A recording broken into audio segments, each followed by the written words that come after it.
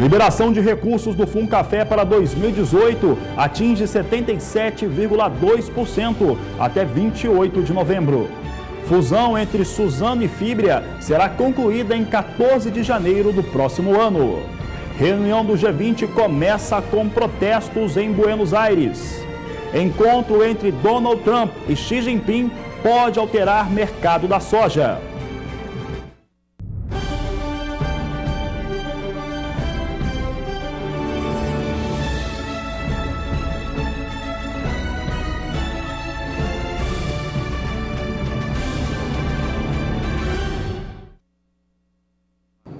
Olá, uma ótima tarde a você que está acompanhando o canal do Boi. Começa agora mais uma edição do Agricultura BR. Boa tarde, Carla. Boa tarde, Fabiano. Boa tarde para você de casa. Começamos esta edição falando sobre um assunto que todo mundo está olhando, né, Fabiano? O G20. Exatamente, começou o G20 em Buenos Aires, na Argentina, e vários temas estão ou serão tratados, pelo menos a expectativa é essa. Vai desde imigração, políticas em relação aos fatores econômicos entre os países, protecionismo, entre outros. Talvez essa reunião do G20 seja uma das mais complexas que já ocorreram em relação ao grupo desses países. Nesta última quinta-feira, teve a chegada dos participantes, dos representantes, dos presidentes desses países. Nós tivemos a chegada de diversos representantes de presidentes da cúpula que começou, que já tem início nesta sexta-feira. A reunião do G20 dura 2 dias e nós tivemos aí a participação, a chegada de diversos representantes, inclusive o presidente brasileiro Michel Temer, que está lá presente. Nós checávamos com a nossa equipe em Brasília e realmente o presidente eleito Jair Bolsonaro, que recebeu o convite de Michel Temer, não está participando, não vai participar desta reunião do G20 que recebe as principais economias, potências do mundo. Mas o grande, aquele que era esperado por todo mundo, era Donald Trump, que chegou na noite de ontem em Buenos Aires. Donald Trump traz ali uma série de expectativas que são importantes. Ele chegou acompanhado de sua esposa e Donald Trump traz expectativas porque, ao mesmo passo que participa do G20, tem uma negociação paralela com o México e também com o Canadá. E é também em relação a Donald Trump que nós temos um dos principais encontros, para não dizer que é o mais importante encontro do G20, que é aquele chamado inevitável com Xi Jinping da China. Isso deve ocorrer, isso pode trazer algumas mudanças no cenário internacional, inclusive para o mercado da soja. Bom, o G20, a reunião começou hoje e ele começou já com protestos, Já tinha no início, já pela manhã, protestos na frente do local onde acontece essa importante encontro do G20. Você vê aí alguns manifestantes, são manifestantes da Argentina, são manifestantes também de Buenos Aires, que estiveram presentes, protestaram, fizeram algumas passeatas e é o que acontece normalmente em qualquer parte do mundo. É por isso que eu vou falar agora com a Sara Kirchhoff, que está em São Paulo, nos traz algumas informações atualizadas em torno dessa reunião do G20. É uma reunião polêmica e, neste momento, para nós, em relação à soja, principalmente, traz ali algumas expectativas ao mercado internacional. Sara, quais são as últimas informações? Boa tarde. Boa tarde, Fabiano. Boa tarde a todos. Pois é, um encontro bastante esperado, como você falou. Essa é a 10ª edição desse encontro aí da cúpula do G20, que dessa vez acontece em Buenos Aires, na Argentina, justamente um país que vive uma crise seríssima nesse momento. E como você falou, o início do evento foi marcado por muitos protestos, inclusive aquele boneco, aquele bebezão do Donald Trump, que já rodou o mundo, está lá também, e foi um dos destaques aí deste protesto. Vários manifestantes se reúnem por lá, contra, portanto, o chamado G20, que é o grupo com as 20 maiores economias do mundo. Como você também mencionou, o presidente brasileiro Michel Temer chegou lá ainda ontem, e ele escreveu em uma rede social que durante o encontro ele pretende reiterar a democracia e também a importância das reformas econômicas, tanto internamente como também no diálogo multilateral, e é justamente isso que o encontro do G20 proporciona. Vários outros líderes também chegaram lá ainda ontem, mas quem não chegou lá a tempo, né, conforme esperava, foi a primeira-ministra alemã, Angela Merkel, que teve um problema no voo e que deverá perder alguma das reuniões agendadas, portanto, para esse encontro.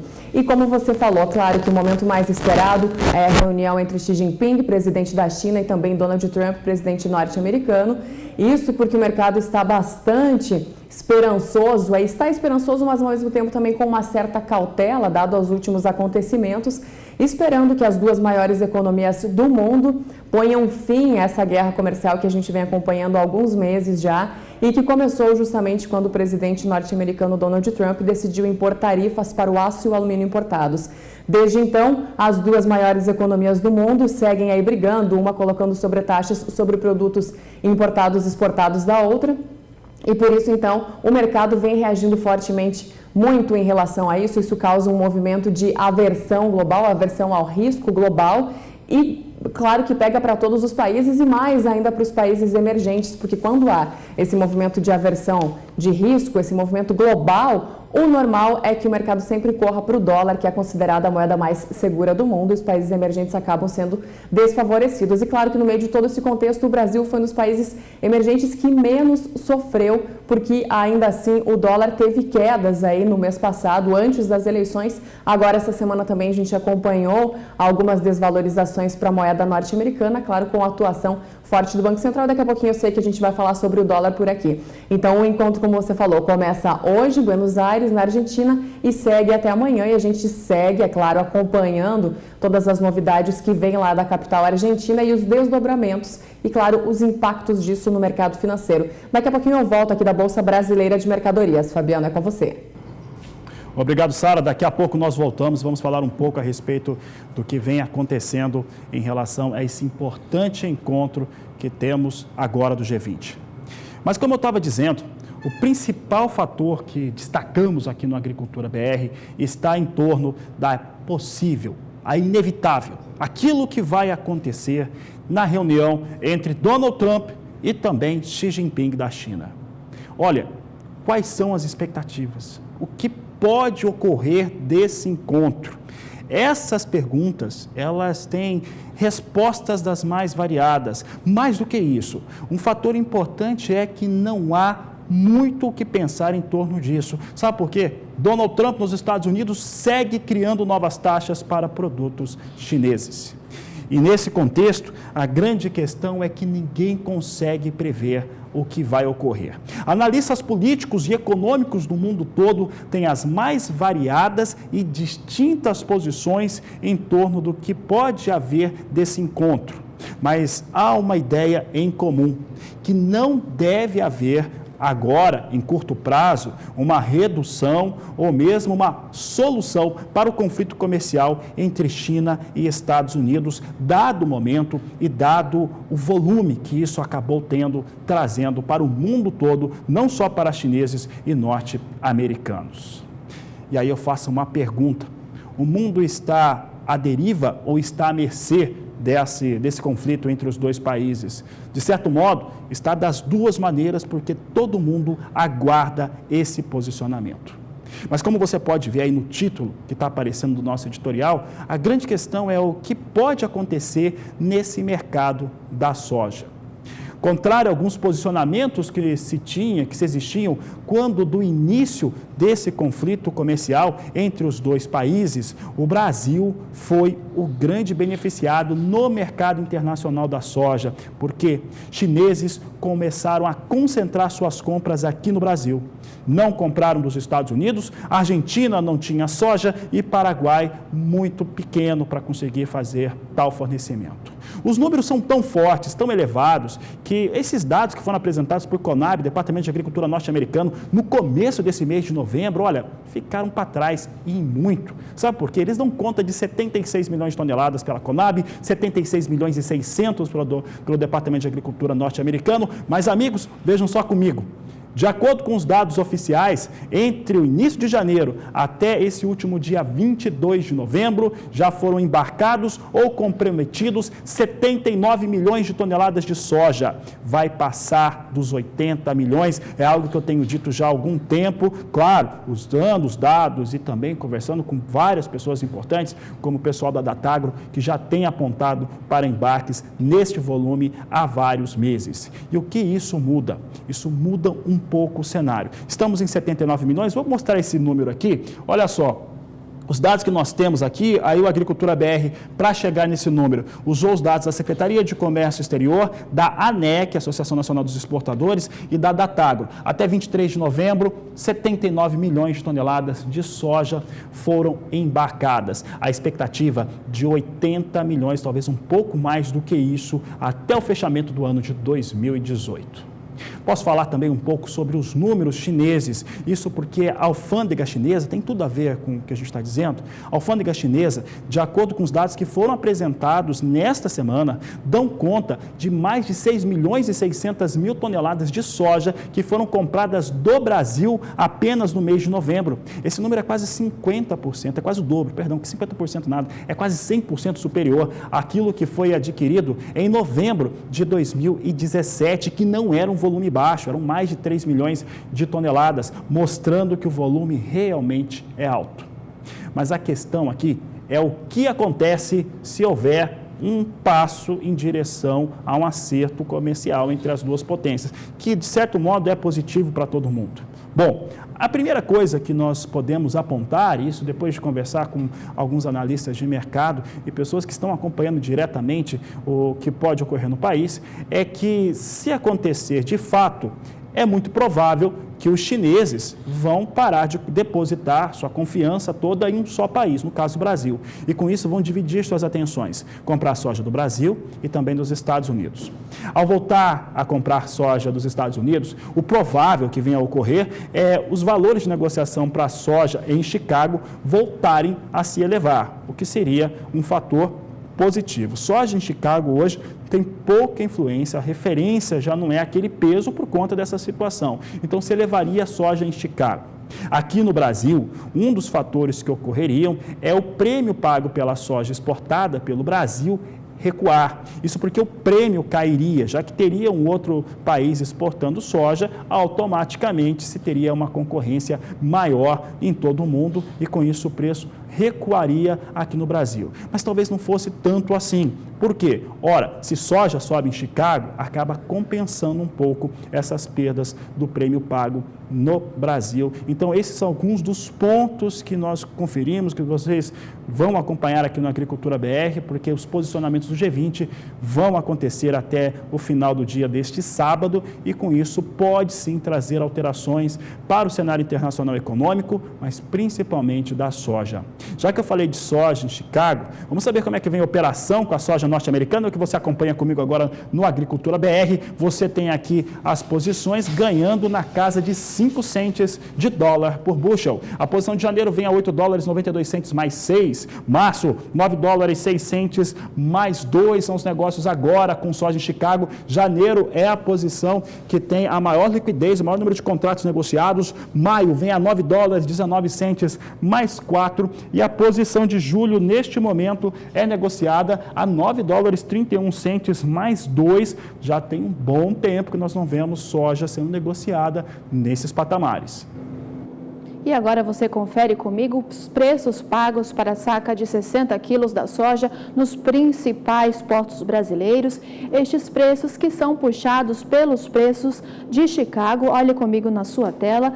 Você vê comigo que no Porto de Santos, tanto quanto no Porto de Paranaguá, a soja está sendo negociada neste momento a R$ 82,00 a saca, o mesmo valor que nós víamos na quarta-feira desta semana.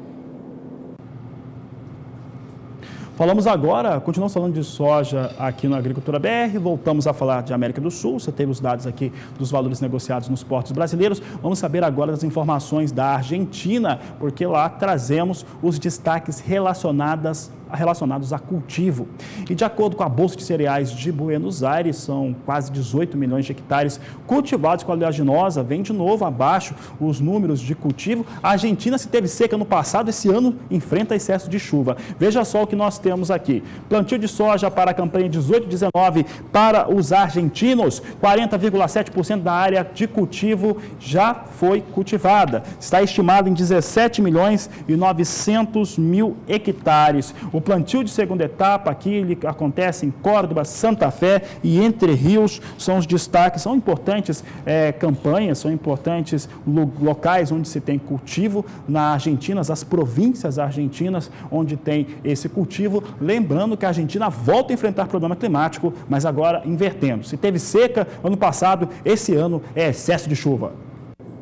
Ainda de acordo com o panorama semanal agrícola da Bolsa de Cereais de Buenos Aires, em relação agora ao milho, o plantio na Argentina já ultrapassa 35% da área projetada, que você confere comigo na sua tela. O plantio de milho na Argentina já chega a 38,2% dos 5 milhões e 800 mil hectares estimados para esta safra. Os primeiros plantios de áreas de segunda etapa também tiveram início. Os plantios mais adiantados se encontram nas províncias de Santa Fé e Entre Rios. Falamos um pouco da Argentina, há uma expectativa real de melhora, independente do que vem acontecendo por lá, mas uma expectativa real na melhora nessa produção da Argentina, que teve uma quebra muito expressiva na última campanha. Entretanto, as coisas não estão lá tão positivas assim, mais uma vez, para os argentinos. E essa situação, ela tem muito a ver com o clima, é por isso que a Juliana Rezende está aqui conosco. Juliana, os argentinos, mais uma vez, vão enfrentando e têm a sua campanha, a sua produção ameaçada, tanto para a soja quanto para milho, por fatores climáticos. Quais são as expectativas para o país vizinho? Boa tarde, seja bem-vinda. Olá, muito boa tarde, Fabiano. Boa tarde a todos que nos assistem. Olha, no decorrer dos últimos períodos, então, os produtores conseguiram retomar o andamento das atividades no campo, plantio da soja e também plantio do milho em grande parte da Argentina. Agora, durante as próximas semanas, o cenário vai seguir otimista, porque tem previsão de chuva em grande parte da Argentina. Ainda é uma chuva mal distribuída, mas não deve ser aquelas pancadas tão volumosas que podem atrapalhar o andamento das atividades de plantio e até paralisar o andamento das atividades no campo. De forma geral, é uma chuva, então, mal distribuída. Por alguns momentos, essa chuva ganha até um pouquinho mais de intensidade. Em algumas áreas produtoras, principalmente do norte da Argentina, o acumulado pode variar em torno de 15 a 30 milímetros. E isso deve acontecer entre o primeiro dia de dezembro até o dia 5. A expectativa é de que na semana seguinte essa chuva se espalhe um pouco mais e ainda deva seguir com esse mesmo padrão. Pancadas de fraca intensidade, mas que ainda garantem condições de umidade do solo bastante elevadas, para grande parte da soja e também do milho conseguir manter bom ritmo de desenvolvimento. Então, de forma geral, tem previsão de chuva frequente para a Argentina nesses próximos períodos. Expectativa, então, de manutenção de boas condições de umidade do solo, principalmente para o desenvolvimento da safra de verão. Daqui a pouco eu volto com mais previsão do tempo. E agora você confere os agroindicadores com preços praticados aqui nas regiões brasileiras.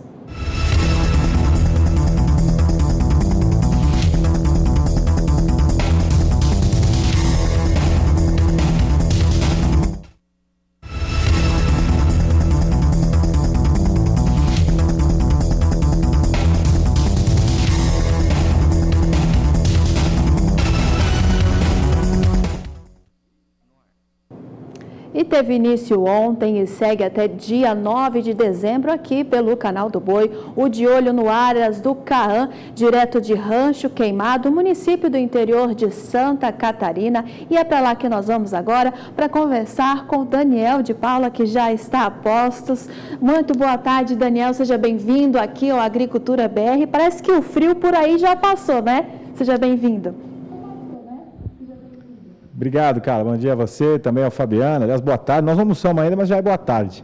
O dia amanheceu hoje aqui, nada típico aqui da região serrana de Santa Catarina. Estamos a 70 quilômetros da capital Florianópolis, mas uma região muito europeia, né? O clima, o cenário, a topografia, a vegetação, a educação das pessoas, tudo aqui lembra muito a Europa. Mas ontem tínhamos um frio intenso até o final da tarde, depois esquentou, abriu o tempo, o dia terminou com sol, hoje amanheceu brilhando o sol, maravilhoso, e a coisa de 5 minutos começou uma nuvem aqui a passear por cima do rancho do Caã aqui no CTE, e agora está desabando uma chuva. Caiu já forte aqui durante 3, 4 minutos e agora deu uma amainada, mas ainda está chovendo, mas a temperatura é bastante agradável, estamos aí com praticamente 23 graus de temperatura, que traz bastante gente para cá, que está se dirigindo aqui para o CTE, o Centro de Treinamento Equestre, fica dentro da cidade de Rancho Queimado, bem no centro da cidade praticamente.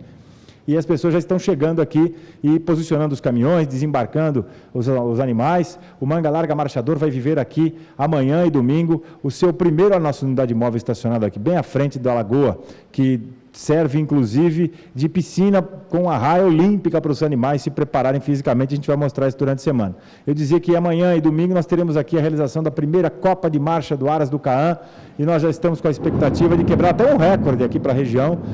O Núcleo Marcha Sul, que hoje engloba o Paraná, o Santa Catarina e o Rio Grande do Sul, está mandando para cá 110 animais, né? A previsão é essa, de amanhã e domingo termos aqui desfilando, marchando, disputando os pontos que contam para o ranking nacional. 110 animais, inscrições de todos os 3 estados. Quem organiza essas competições, não só aqui, mas em outras partes do Brasil, tem muita expertise disso, tem uma equipe que vive disso, já está nesse meio há muito tempo, praticamente também desde muito novinho. O Luciano Rocha está aqui comigo, o LR Assessoria.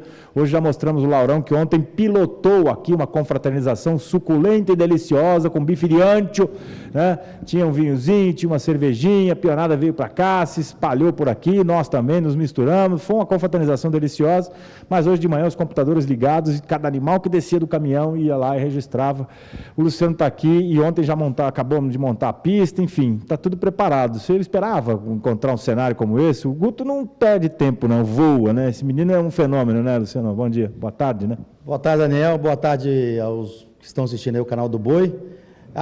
Guto, um cara fenomenal, um rapaz que conheço há bastante tempo, com ótimas ideias, pensa sempre para frente. Essa é a primeira vez que nós teremos uma Copa de Marcha sendo transmitida em tempo real. E nós teremos aqui 2 dias, que também é um diferencial. Esse tipo de evento é realizado em um dia, nós estamos realizando em 2. Vamos realizar no sábado, a partir do meio-dia até às 19 horas, e depois teremos aqui a apresentação dos animais. No domingo nós iremos iniciar às 8 horas, terminando por volta das 15, 16 horas. Esse formato desses eventos geralmente é realizado num dia só. O número até é mais ou menos parecido, 70 a 110 animais em todo o nosso Brasil. Mas fica um evento muito cansativo por ser várias categorias durante todo o dia.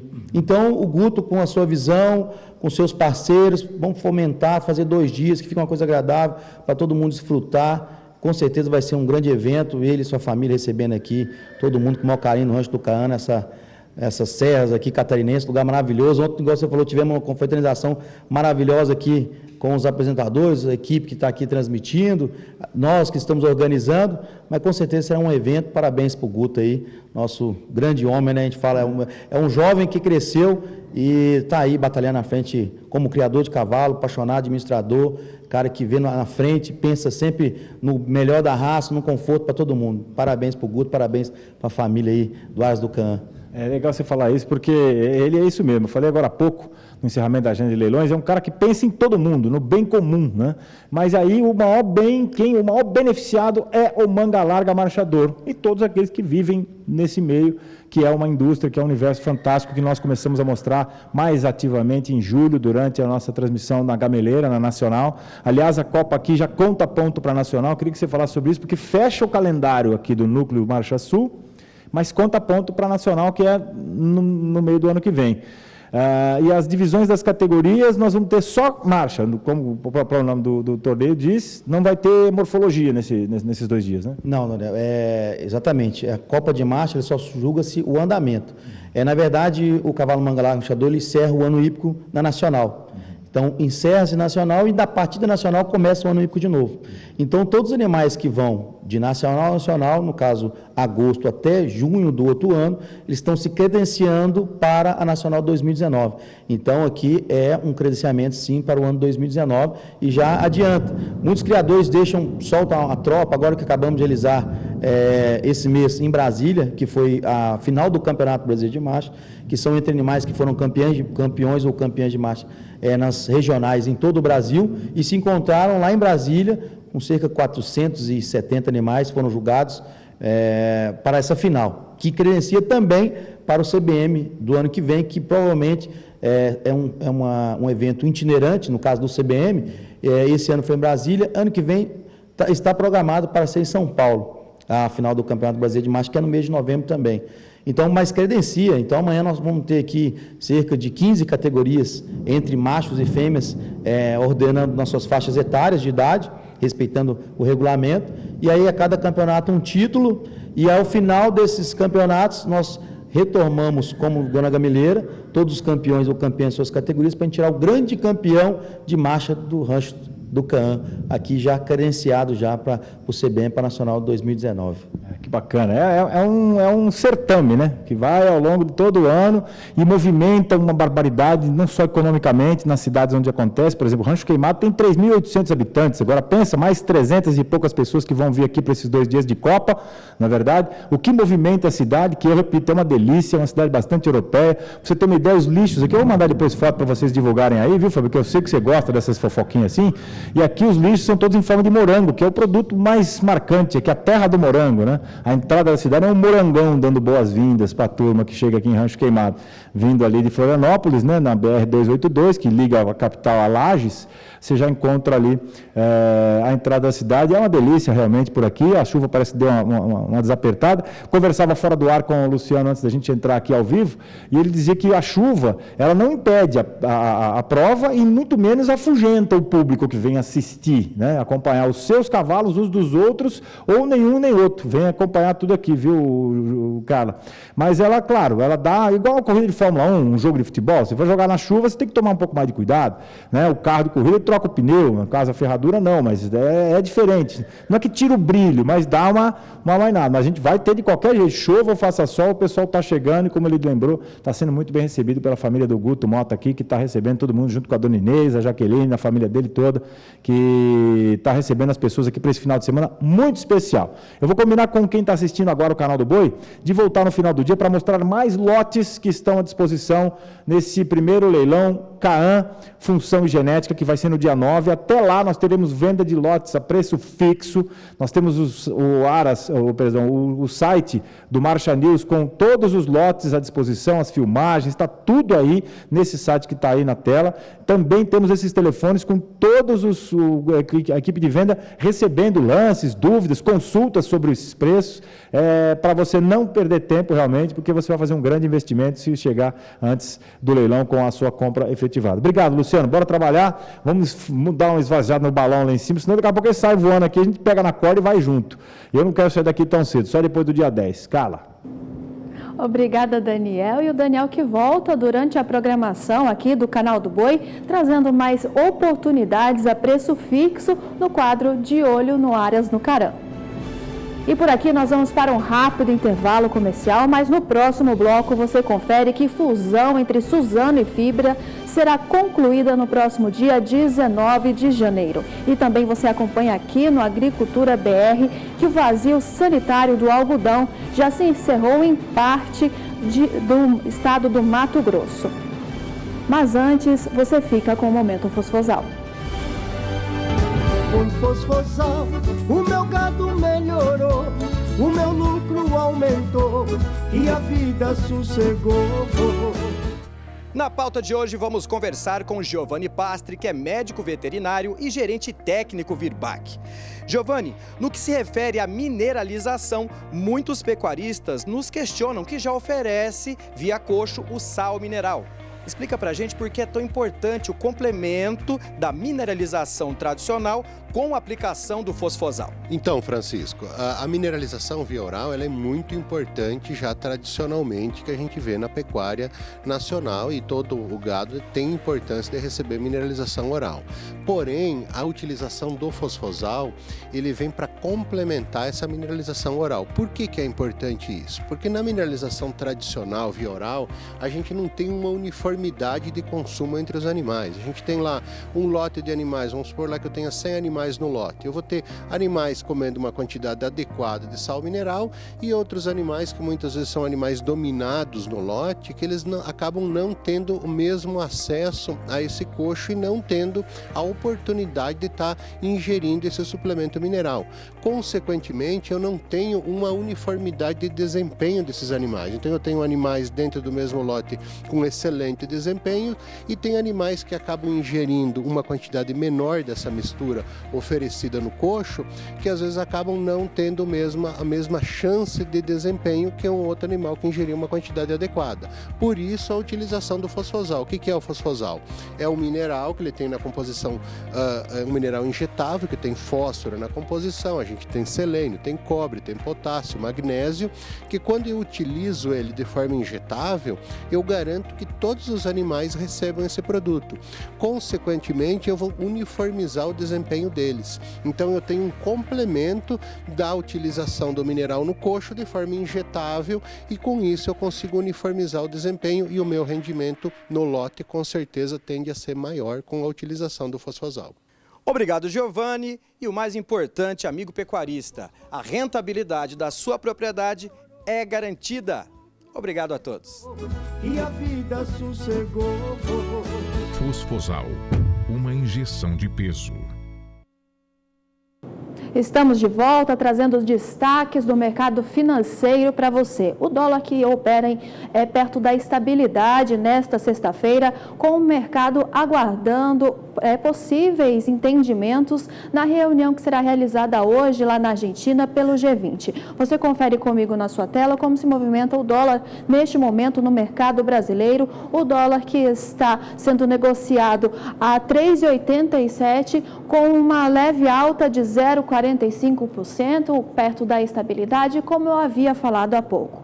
E nós voltamos a São Paulo para conversar com a Sara Kirchhoff, que já está a postos lá, para ver como se movimenta esse mercado financeiro, que hoje é o último dia da semana e também o último dia do mês. Sara, quais os destaques?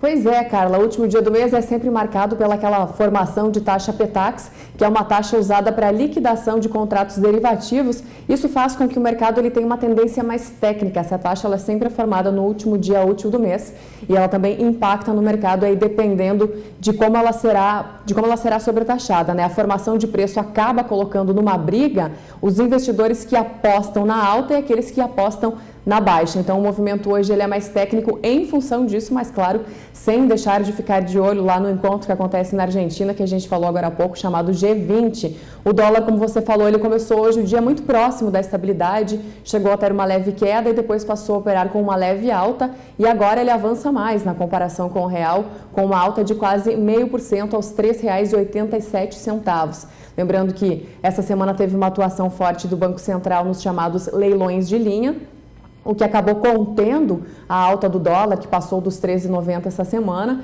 conteve por 2 dias. Ontem o dólar voltou a avançar, subiu quase 0,5% e agora, nesse momento, mais uma vez, aparece em alta na comparação com o real. Como eu falei, R$ 3,87 é o dólar nesse momento, falando sempre do dólar comercial, né, Carla? O dólar turismo, ele está mais alto do que esse valor. O mercado ele teve uma certa reação positiva depois de uma declaração de um representante agora pela manhã, já no fim da manhã, de um representante do comércio dos Estados Unidos, dizendo que espera que o encontro entre os líderes, os presidentes aí das duas maiores economias no mundo, Xi Jinping da China e Donald Trump dos Estados Unidos, que o encontro seja um sucesso. o mercado, é claro que escutou isso muito bem e reage a isso positivamente, mas o resultado mesmo dessa reunião a gente só vai ter amanhã, o encontro acontece amanhã à noite, então os impactos no mercado só aparecerão na próxima segunda-feira. O dólar, portanto, em alta nesse momento, a Bolsa de Valores, Carla, batendo mais um recorde histórico. Ontem já havia batido o recorde histórico no intradia e agora supera os 90 mil pontos o índice Bovespa, principal índice da Bolsa de Valores de São Paulo. E o petróleo por aí aparece em queda depois de uma alta ontem de 2,3%. Então essas são as informações aí para esse fim de manhã, início de tarde de sexta-feira. Outra informação importante, que o IBGE, Instituto Brasileiro de Geografia e Estatística, divulgou os dados referentes ao crescimento do PIB, o Produto Interno Bruto. No último trimestre, o crescimento foi de 0,8% na comparação com o trimestre anterior e de 1,3% na comparação com o mesmo período do ano passado. Números mais ou menos dentro do esperado pelo mercado, foram divulgados, portanto, pelo IBGE na manhã de hoje. Agora é importante lembrar que no início desse ano havia uma projeção aí do Banco Central que o crescimento do PIB fosse de 3%. Aqui o PIB brasileiro para o decorrer de 2018. E claro, com todos os impactos negativos que o Brasil sentiu ao longo do ano, essa projeção agora está em 1,4%, ou seja, menos da metade do que se esperava lá no início do ano. Vamos torcer para que em 2019 as coisas estejam diferentes. Devolvendo o sinal para Campo Grande, encerrando minha participação por aqui. Bom fim de semana para vocês e até mais. Obrigada, Sara. Bom final de semana para você também. E você acompanha mais informações direto da Bolsa Brasileira de Mercadorias no Mais Pecuária.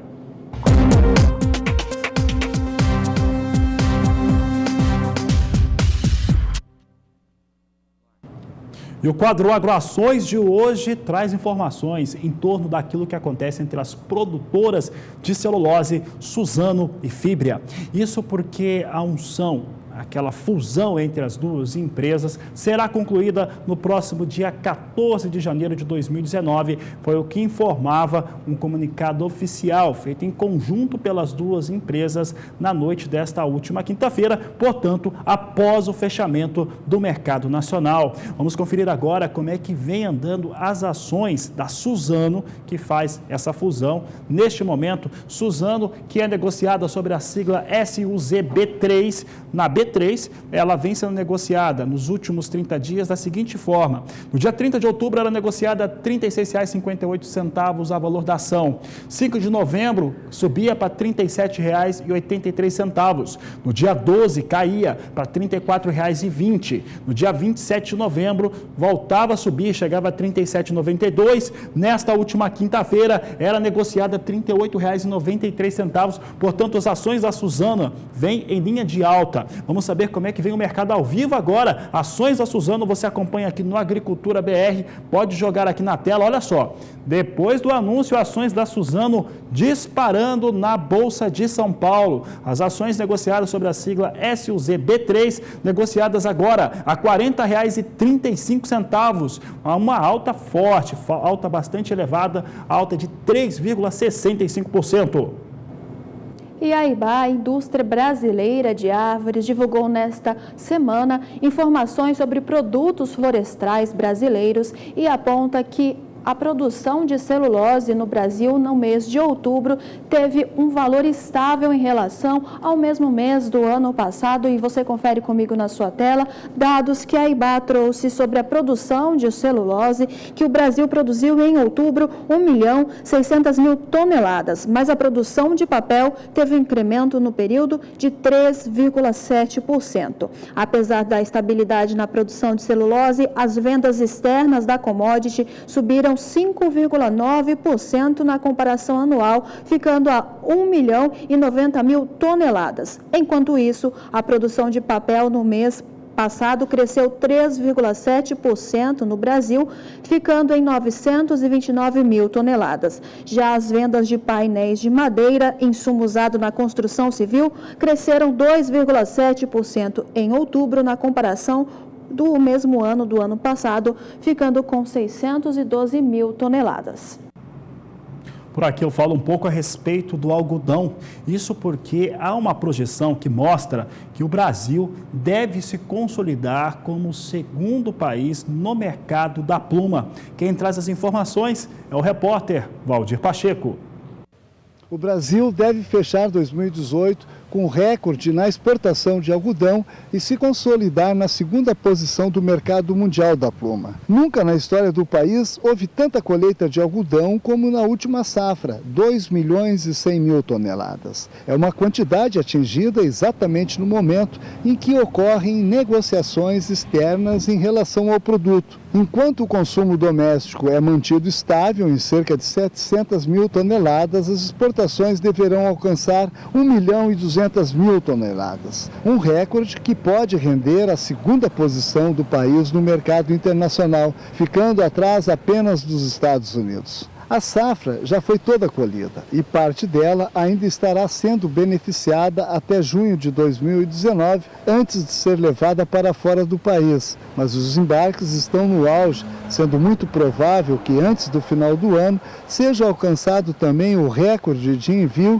em um único mês, segundo a Associação Nacional dos Exportadores de Algodão, ANEA. A entidade informou que o maior volume exportado até agora tinha ocorrido em 2011, com um volume de 1 milhão e 30 mil toneladas. E a maior remessa em um único mês foi em outubro do ano seguinte, 188 mil toneladas. O escoamento dessa safra vai fazer com que o Brasil não apenas bata o recorde, mas também ultrapasse a Austrália e a Índia, tornando-se o segundo maior exportador, atrás apenas dos Estados Unidos. Dados da Associação dos Produtores do setor indicam que a previsão é de aumentar em 19% a produção, elevando a colheita para 2,5 milhões de toneladas, e uma expansão de 22% da área plantada, devendo atingir 1.440.000 hectares.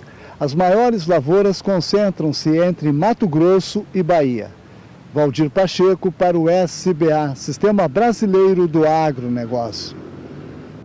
E o período do vazio sanitário do algodão termina em parte do estado de Mato Grosso nesta sexta-feira. O vazio sanitário do algodão é realizado para conter a praga do bicudo do algodoeiro nas lavouras. E por lá, no estado do Mato Grosso, o período do vazio sanitário é dividido por regiões. Você acompanha comigo na região 1, que fica entre a região central, que é a região de Campo Verde, na região de Centro-Leste, que é a região de Primavera do Leste, e na região sul, que é a região de Rondonópolis. O vazio sanitário do algodão se encerra hoje e o plantio já pode ser realizado a partir deste sábado, dia 1º de dezembro, e segue até o próximo dia 28 de fevereiro.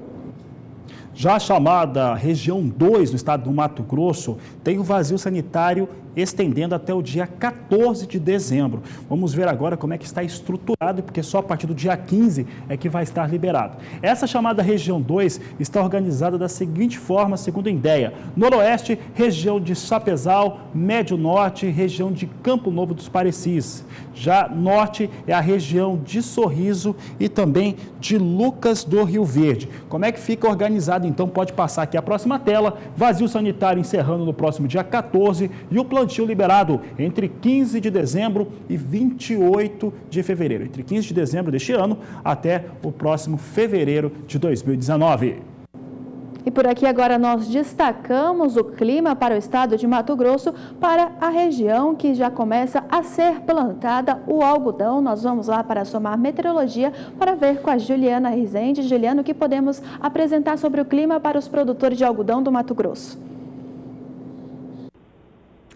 Olha, Carla, no decorrer desses próximos dias tem previsão de muita chuva no estado do Mato Grosso. Como eu já vinha falando, as instabilidades agora elas vão migrar para o centro-norte do país. E o estado do Mato Grosso vai ser um dos estados mais influenciados por conta dessas instabilidades. Já nesses próximos 5 dias, até o dia 5 de dezembro, chuva bastante abrangente em todo o estado e pancadas de forte intensidade. Tanto que os acumulados são elevados, variando de 50 até 70 milímetros em grande parte do estado. Apenas áreas áreas mais ao sul do estado do Mato Grosso é que a chuva ainda deve acontecer de forma mais fraca, sem riscos para tantos transtornos. No decorrer da semana seguinte, a partir do dia 6, a expectativa ainda é de mais uma semana de muita instabilidade. As pancadas de chuva vão seguir fortes, com muitas trovoadas, rajadas de vento, e vai seguir uma semana, então, bastante úmida, com pancadas persistentes em grande parte do estado do Mato Grosso. E a tendência é de que até o dia 15 de dezembro a chuva comece a perder intensidade, isso de forma mais gradual. Mas em alguns pontos do centro, oeste e até noroeste do estado, a expectativa ainda será de pancadas mais fortes e também com riscos para temporais. Então, durante esses próximos dias agora, principalmente durante essas próximas 2 semanas, as primeiras 2 semanas do mês de dezembro, os produtores de algodão do Mato Grosso, que já vão poder começar com as atividades de plantio das lavouras, ainda podem ser prejudicadas por conta das chuvas mais intensas, riscos também de temporais. O cenário só deve melhorar a partir do dia 10, 12 de dezembro, onde as instabilidades começam a perder força no estado do Mato Grosso, e aí sim, com as chuvas mais enfraquecidas, o cenário segue mais otimista para o começo do plantio do algodão no estado do Mato Grosso. Daqui a pouco eu volto com mais previsão do tempo. E a seguir no Agricultura BR, você vai ver que os recursos do Funcafé já foram liberados na ordem de 77,2%. E ainda hoje você confere que a semeadura de arroz no estado do Rio Grande do Sul já chega próximo de 100%. E olha, antes de irmos para o intervalo comercial, tem informação importante para você, pecuarista, informação técnica. Fique agora com o Momento Fosfosal. Vamos aumentar esse som, que é hora de despertar. Tomar um café quentinho pra linda trabalhar. A maior preocupação é com a minha produção. Meu nome é Manuel Messias, estou falando da propriedade Estância Sonho Meu. Uso o Fosfosal há 1 ano, no gado geral, todo, grandes e pequenos. E no boi de engorda, a desmama tem um pelo excelente, que é uma maravilha. Indico para todos os produtores rurais, pecuaristas, usar, que é um grande resultado. O meu lucro aumentou e a vida sossegou com Fosfosal. Meu nome é Fabrício Sardinha, sou gerente da Agrocentro de Rolim de Moura. Convidamos aos nossos amigos pecuaristas, a quem não experimentou, fazer o experimento do produto Fosfosal. A nossa loja, ela está em Rolim de Moura, ela está na Avenida 25 de Agosto, número 4941, no centro de Rolim de Moura. E em Novo Horizonte, na Rua Manuel Francisco de Lima Filho, 4959. A Agrocentro sempre de portas abertas para melhor atender o seu cliente. Pensa num produto bom! Fosfosal, uma injeção de peso. Estamos de volta, nós destacamos agora informações sobre o mercado do café e até o último dia 28 de novembro, a liberação para recursos do Funcafé já ultrapassava 75% do valor para 2018. De acordo com dados do Conselho Nacional do Café, apontam que o volume de recursos do Fundo de Defesa de Economia Cafeeira, o Funcafé, repassado às instituições financeiras, com data de referência do último dia 28 de novembro, alcançava 3 bilhões 830 milhões de reais, representando 77,2% dos 4 bilhões 960 milhões de reais do total autorizado para esta temporada. Falamos agora um pouco sobre o mercado de arroz. Nesta última quinta-feira, na terceira edição da Agricultura BR, a Sara Kirchhoff conversou com o Guilherme Gadretti, ele que é analista, e comentou como é que está a situação do mercado brasileiro de arroz e como que vem o plantio no Rio Grande do Sul. A semeadura está quase no final lá no Rio Grande do Sul, como você falou, é o principal produtor de arroz no Brasil. E apesar de estar no período de entre-safra, o arroz acompanha a 9ª semana seguida de queda nos preços, conforme os consultores do Centro de Estudos Avançados em Economia Aplicada. Ontem também o indicador da Bolsa Brasileira de Mercadorias mostrou queda aí nos preços nas principais regiões pesquisadas. E quem vai falar para a gente sobre esse assunto, para a gente entender por que o preço do arroz está caindo nesse período de entre-safra, quando não é normal que isso aconteça, está aqui comigo, é Guilherme Gadré, que é lá do Rio Grande do Sul, da Expoente Agronegócios, que é uma das maiores corretoras de arroz do país, que fica lá em Pelotas. Guilherme, seja muito bem-vindo ao SBA e traz para a gente então esse panorama, o que está acontecendo no mercado do arroz, que já vinha sofrendo com queda nos preços e agora novamente. Bem-vindo mais uma vez. Obrigado. Houve uma oferta um pouco maior e não muito comum nesse mês de outubro, em função das prorrogações de custeios, vencimentos de EGF e o produtor que deixa para vender no segundo semestre. Então foi um mês de retração de vendas e de um aumento dessa oferta, usando as palavras do Antônio da Luz da Farsul, chamou de safrinha. Se cogita em torno de 20% a 25% da oferta da safra veio agora no mês de outubro, coincidindo também com uma baixa do dólar e um aumento da importação, praticamente o dobro do mês de setembro. Então, essa oferta maior e uma demanda menor no mercado ocasionou essa retração forte dos preços aí nos últimos 30 dias. Claro que ele vem há 9 semanas caindo, mas chegou a esses valores mínimos agora nessa semana, em função dessa oferta maior não programada ou inesperada, não tão grande como foi. O Antônio da Luz, que é economista-chefe lá do Sistema Farsul, Federação de Agricultura do Rio Grande do Sul, exatamente, sempre traz aí esses levantamentos que são bem esclarecedores, né, Guilherme? Continuando ainda falando dos preços, eu comentei que o indicador da Bolsa Brasileira de Mercadorias, aqui onde nós estamos, em São Paulo, ontem, ele apontou para a queda nos preços, então, em Dom Pedrito, cidade de Dom Pedrito, Camaquã e também Uruguaiana, todas no Rio Grande do Sul. Só mostrou alta no Porto de Rio Grande. Por que isso acontece? Na semana passada se fechou 2 navios de exportação, um navio de arroz em casca e um navio de beneficiado. Então houve uma disputa maior por lotes nessa região pela proximidade do porto. A logística tem mandado um pouco no nosso preço também, principalmente com essa nova tabela de fretes. Então os lotes da região sul normalmente são mais disputados quando há navios de exportação. Então, especificamente nessa região, em função dos fechamentos, um navio de casca, um navio de arroz beneficiado, que não vai direto para o porto, mas principalmente as indústrias da região sul ou até da campanha é quem tem feito essas vendas, disputam um pouco mais esses lotes aí para o mercado de exportação. Você comentava comigo antes da entrevista também, Guilherme, que as exportações, então, elas vieram num ritmo bom, enquanto as importações de arroz, elas diminuíram, né? Exatamente, Sara. O Brasil... A Conab tinha uma previsão no início do ano de importar 1 milhão e exportar 1 milhão de toneladas. A gente já fechou no mês de novembro, os números não são oficiais ainda, mas um pouco mais de 1 milhão e 200 mil toneladas de exportação de arroz. E a importação, por sua vez, embora no último mês tenha aumentado, ela está muito menor do que o previsto, a gente não vai fechar nesse 1 milhão de toneladas. Então, a saída está maior, a entrada está menor, e aí a gente tem que esperar ou tentar forçar a Conab a fazer uma revisão desses números, porque já está provado que os números previstos estão errados. A gente tem saída maior, entrada menor e mesmo assim há uma sobra de arroz no mercado.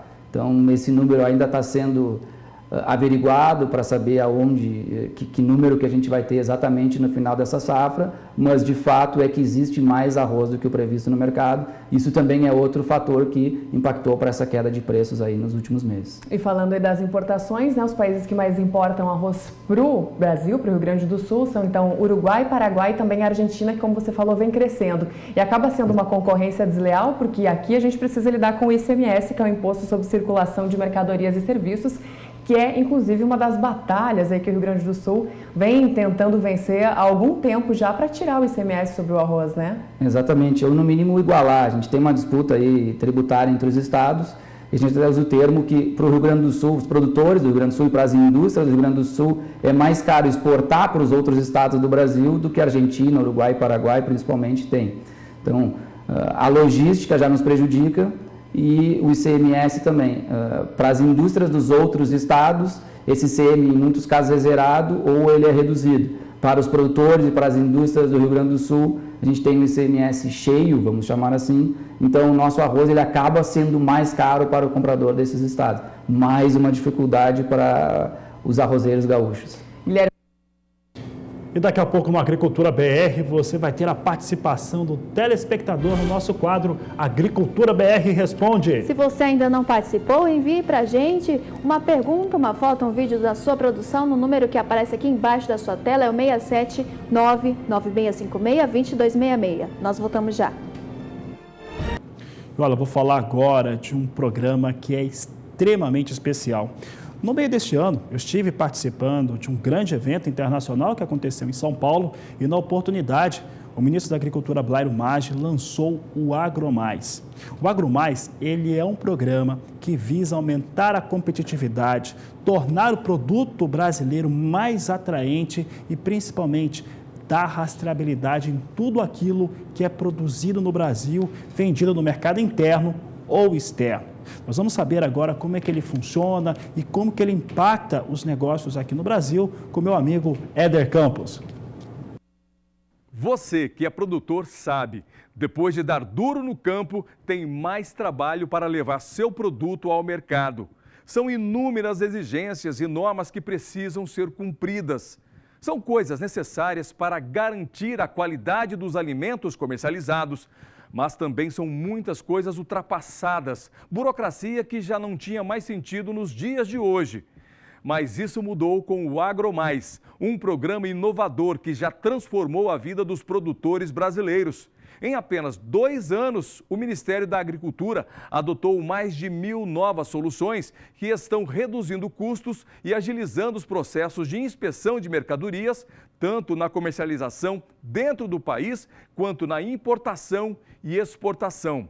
São soluções de diversos aspectos, tais como modernização de normas regulatórias e o estímulo à produção sob a ótica da responsabilidade social e sustentabilidade. O AgroMais é isso. São 2 anos de avanços no campo e na vida de quem produz, com benefícios para todos os brasileiros.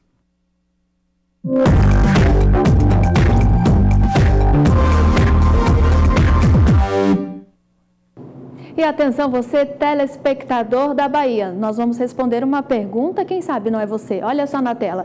A pergunta de hoje é do Jailson dos Santos, do município de Euclides da Cunha, lá da Bahia, e ele diz: boa tarde, gostaria de saber quando vai chover novamente aqui na minha cidade. Parabéns ao programa, muito obrigado, Jailson, pela sua participação, e nós vamos responder agora a sua pergunta, direto da Sumar Meteorologia, com a Juliana Rezende. Juliana, o que podemos responder para o telespectador? Bom, para o telespectador Jailson, da região de Euclides da Cunha, na Bahia, boas notícias. Tem previsão de chuva já nesses próximos dias. As instabilidades já começam a avançar por grande parte do estado da Bahia e o acumulado de chuva, até pelo menos o dia 5 de dezembro, já deve ser bastante elevado na região de Euclides da Cunha, com o acumulado variando de 50 até 70 milímetros em grande parte do norte da Bahia.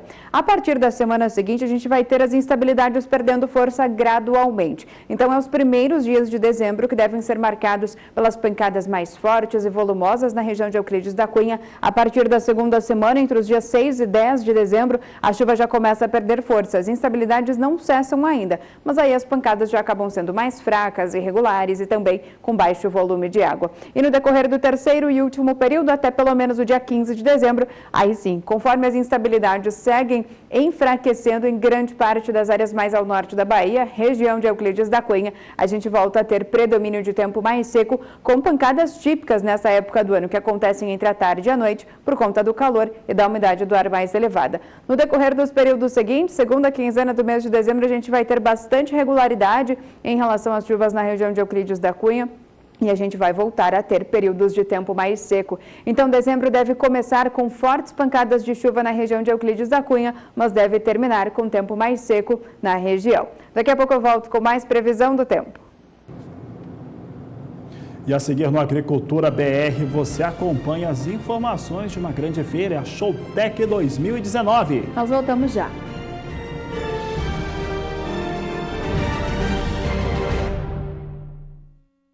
Olha, um grande evento acontece em janeiro, no Mato Grosso do Sul, em Maracaju, na sede da Fundação MS. Eu estou falando da Showtech 2019, que tem o Canal do Boi como emissora oficial. Nós vamos estar lá, a Agricultura BR estará presente, faremos os programas do dia 16 até o dia 19, ao vivo durante essa grande feira. Você vai conhecer agora mais uma tecnologia que está sendo apresentada durante essa Showtech 2019.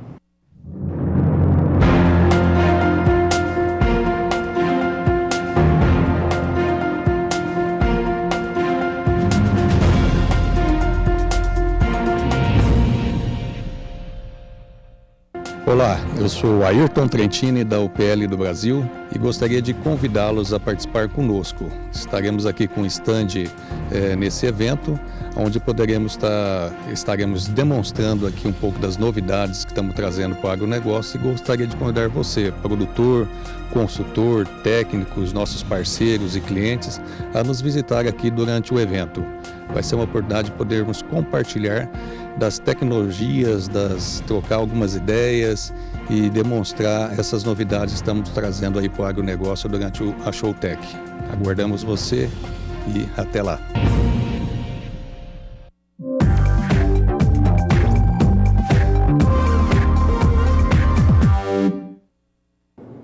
E nós temos mais uma participação da Bahia, os queridos telespectadores da Bahia que participam em peso aqui do quadro Agricultura BR Responde. Dessa vez ao Luiz Carlos, do município de Chapada Diamantina, e ele diz: olá, gostaria de saber se tem previsão de chuva na Chapada Diamantina. Então vamos responder para você, Luiz, e para todos os telespectadores de Chapada Diamantina, direto da Somar Meteorologia. Juliano, o que podemos falar para os telespectadores de lá? Olha, claro, já que a partir de amanhã tem previsão de chuva, as áreas de instabilidades vêm avançando cada vez mais na Bahia. E aí, para os próximos dias, então, na região da Chapada Diamantina, tem previsão de pancadas de forte intensidade. Os acumulados ficam em torno de 70 a 100 milímetros, ou seja, são pancadas fortes e volumosas na região da Chapada Diamantina. A partir da semana que vem, as instabilidades perdem força e até pelo menos no finalzinho dessa primeira quinzena do mês de a chuva vai seguir perdendo intensidade gradualmente. Infelizmente tivemos um probleminha, né, Fabiano, no áudio da Juliana Rezende, mas já fica aí, você viu com a Juliana que vai ter um pouco de chuva sim ali na Chapada da Diamantina, e por aqui nós vamos para um rápido intervalo comercial, né? Daqui a pouco voltamos com as últimas informações de Agricultura BR. Você vai ver que foi renovado o acordo lá no G20 entre Estados Unidos, México e Canadá, daqui a pouco no Agricultura BR. A gente volta já. E olha só as informações que vão chegando de Buenos Aires, da Argentina, em torno dessa importante reunião do G20, polêmica, porque tem muita coisa para acontecer ainda, principalmente nos encontros de Donald Trump com o Vladimir Putin da Rússia e, claro, aquele que é o mais esperado entre o Trump e Xi Jinping da China. Mas o fato é que o acordo comercial, que envolve 500 milhões de pessoas entre Estados Unidos, Canadá e México, foi renovado no G20. Ele teve a participação do presidente Donald Trump dos Estados Unidos, também do primeiro-ministro canadense e ainda do presidente mexicano. Agora, ele tem que ser aprovado nas câmaras dos 3 países, mas isso já é dado como certo. Olha, a grande expectativa em relação a Xi Jinping e Donald Trump ainda não teve esse encontro, mas vamos ver como é que está a soja em Chicago agora. Rapidamente, nós temos aqui soja em Chicago aumentando, elevando a alta que era de 5 pontos na hora que nós estávamos em relação à abertura do programa, agora vai subindo cerca de 7 pontos. Janeiro, que é a posição